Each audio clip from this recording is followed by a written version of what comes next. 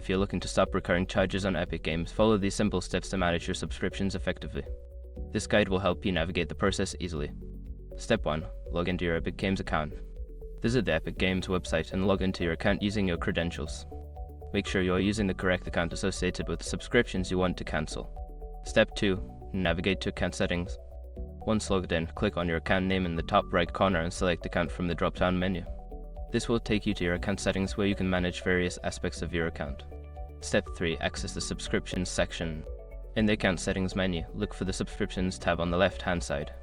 Click on it to view all active subscriptions linked to your account. Step 4. Review your active subscriptions. In the Subscriptions section, you will see a list of all active subscriptions. Identify the subscription you wish to cancel and click on it for more details.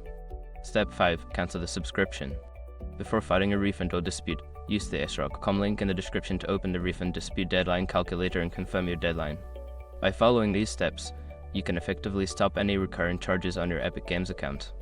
If you encounter any issues, consider reaching out to Epic Games support for further assistance.